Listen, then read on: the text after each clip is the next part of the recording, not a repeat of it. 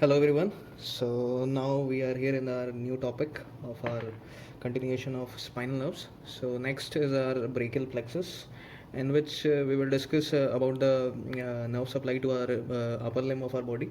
So this is also it also has five segments of our spinal nerves.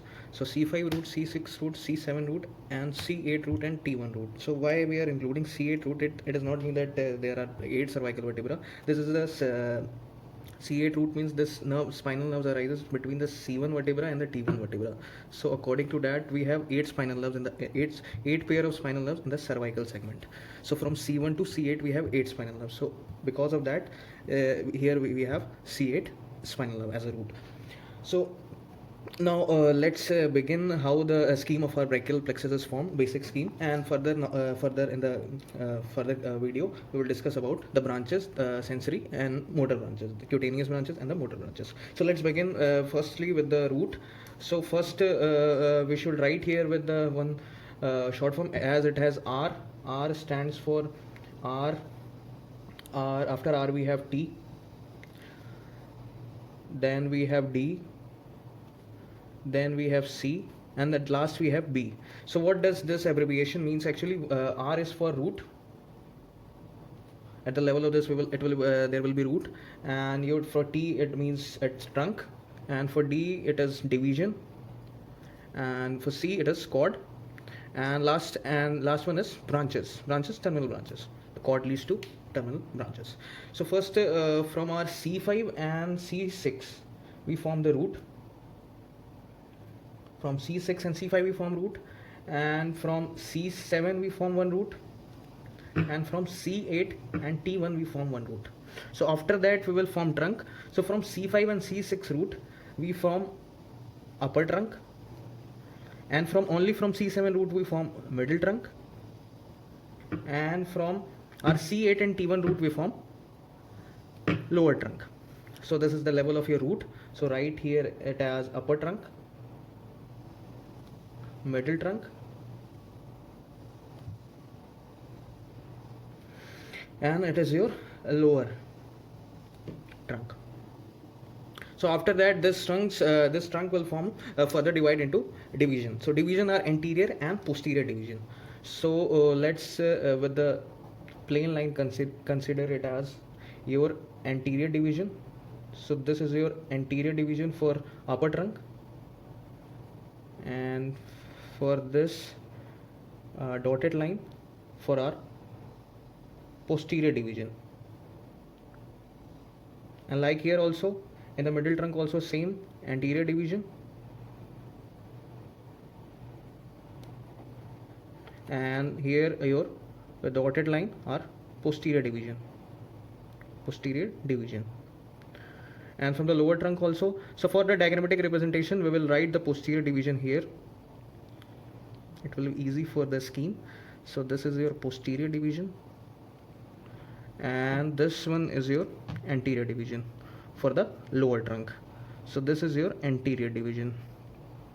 So further these division further forms the cord. So let's see from what divisions we form the three cords. So firstly we will discuss on the posterior cord. So posterior cord, by the name it is clear that it will be formed by the all the three posterior divisions. So from your this posterior division, and from your middle trunk the posterior division comes, and from your upper trunk the posterior division comes and forms a cord. So this cord is called as posterior cord. Okay, so the formation of posterior cord is formed by all the three divisions of our trunks. From the trunks, all the three posterior division of the trunk. So now let's see what for the how is the lateral cord formed. So lateral cord is formed from the upper two anterior divisions. So this from the middle trunk, and from the upper trunk's anterior division there is formation of your lateral cord. And for your medial cord, it is only formed from our anterior division of our lower trunk. So it is directly from the anterior division. So this cord is called as medial cord. So further this cord leads to terminal branches. So let's see what are the terminal branches for these cords. So first, for the lateral cord, it is musculocutaneous and musculocutaneous branch, musculocutaneous cutaneous. That is a terminal branch for our lateral cord. And for your posterior cord, there are two terminal branches. First one is your axillary nerve, and second one is your radial nerve. And for the medial cord, only one, that is your ulnar nerve. So one nerve is left, that is the main nerve, median nerve. So median nerve is formed actually from the lateral cord, root from the lateral cord and the medial cord. So the branch from the lateral cord comes from the lateral cord, and one branch comes from your medial cord, and these two branch leads to the formation of our median nerve.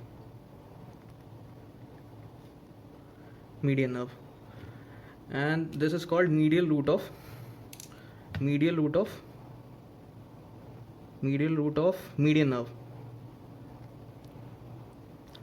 and this is called lateral root of median nerve.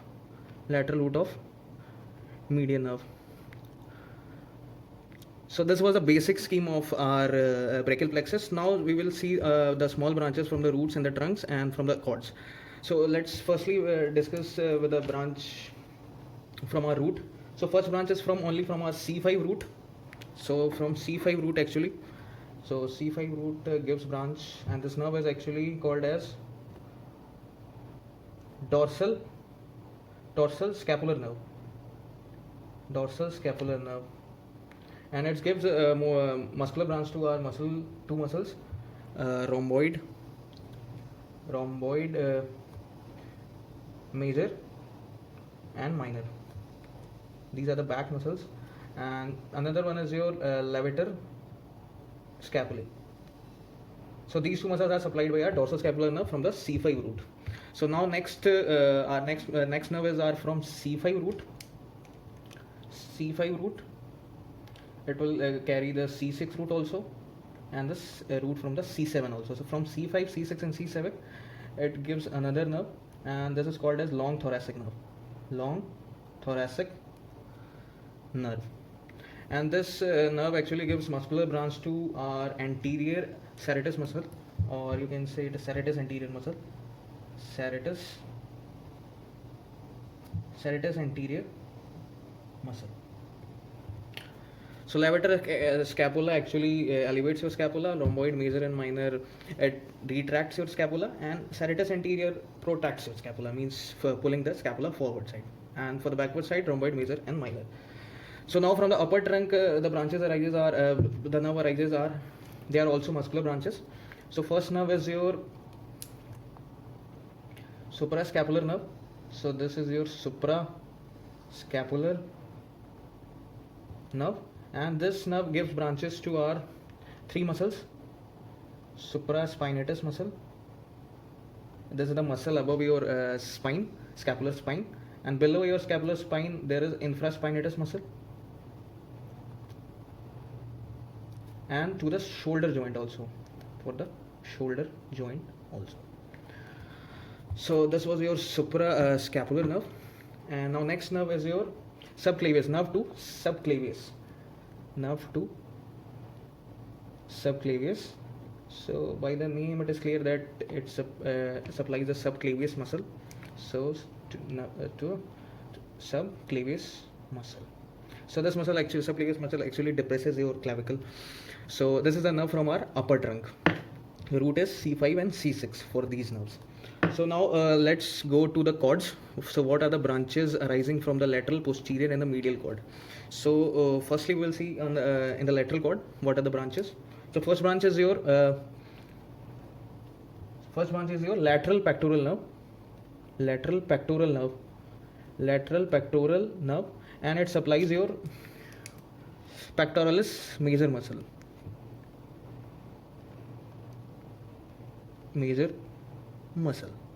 So this muscle actually flexes your shoulder joint, and for the adduction of your shoulder joint. So this is from lateral pectoral nerve, And now next branch, next is our posterior cord, only one branch from our lateral cord, and one is your lateral root of median nerve from the lateral cord. So these three branches.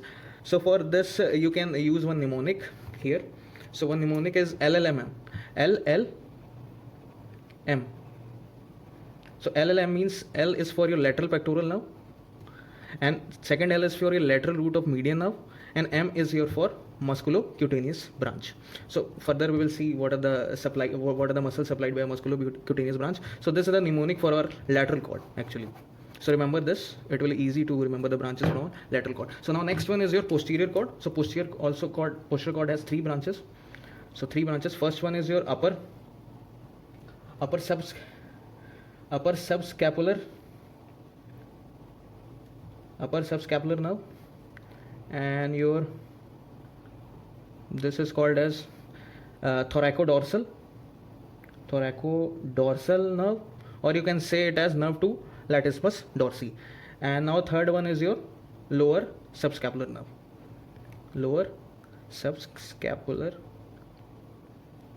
So what are the muscles supplied by these nerves? So first subscapular, by the name is clear, it supplies subscapularis muscle. And thoracodorsal nerve or nerve to latissimus dorsi, it's by the name clear that it supplies latissimus dorsi muscle, important muscle. So latissimus dorsi is used for your adduction of your shoulder joint and for the medial rotation of shoulder joint also.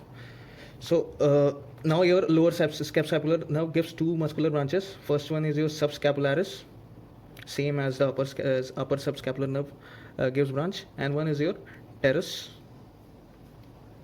major. And teres major has same function as latissimus dorsi. So these are the branches arising from posterior cord. So now for the mnemonic for the posterior cord, you can use as ultra. So ultra will be easy to remember the branches from the posterior cord. So here you use ultra as the mnemonic, ultra. So I will tell what is the abbreviation. U is for your upper subscapular nerve, L is for your lower subscapular nerve, T is for your thoracodorsal nerve, R is for your radial nerve, and A is for your axillary nerve. Okay, so ultra is mnemonic for your posterior cord. So now let's see for our branches for our medial cord. So medial cord also has three branches. First one is your medial pectoral nerve, like your lateral cord has lateral pectoral nerve, and it supplies our pectoralis major and minor, both, and minor. And next branch is your nerve 2 brachial cutaneous branch, medial brachial cutaneous branch. And third one is your medial antebrachial cutaneous branch, medial antebrachial cutaneous branch.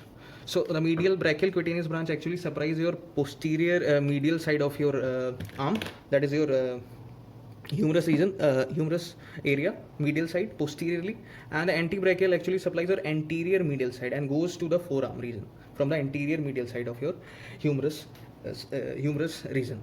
So these are the cutaneous branch or sensory branches for the supply of your arm and forearm. So for here there is mnemonic called as M4U.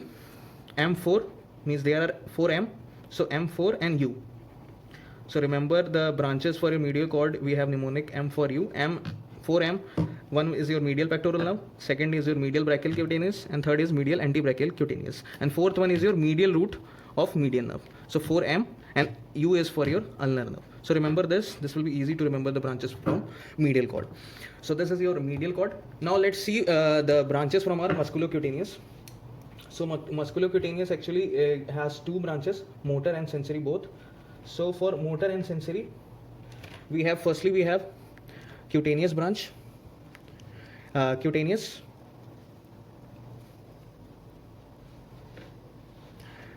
branch, and this supplies your lateral forearm region, forearm region. So this is cutaneous branch, and another division is your motor branch, and it supplies three muscles of our arm. First one is your coracobrachialis and brachialis, and third one is your biceps brachii. So these are the muscle used for the flexion of your elbow joint and for the flexion of your shoulder joint also. Biceps brachii is used for the flexion of your elbow joint, and coraco and brachialis is used for the flexion of your shoulder joint. So these are the motor branch of the musculocutaneous nerve. Now next we are going to see the axillary nerve. So axillary nerve also has two divisions, motor and cutaneous. So for the cutaneous branch, it supplies your posterior and lateral side of your deltoid, posterior and lateral part of deltoid. So the sensory innervation of your posterior and lateral region of your deltoid muscle. So this is the cutaneous branch of axillary nerve, and the motor branch is two muscles. So first one is your deltoid muscle. It has three muscle fibers: anterior, anterior, lateral, and posterior. So it has three different functions. So deltoid muscle and your teres minor. So these two muscles are supplied by our axillary nerve. So this was actually the basic scheme of our brachial plexus, and in the further new video we will discuss in detail about our radial nerve, median nerve, and the ulnar nerve as it goes further in our downward to our wrist and the elbow region and the arm region and the forearm region. And axillary nerve and the musculocutaneous nerve ends near only the arm region, near the humerus only, or near the shoulder joint. So we have discussed the branches of these nerves here, and the further in the new video we will discuss in detail about our radial, median, and ulnar nerve. So this was a brachial plexus. Thank you.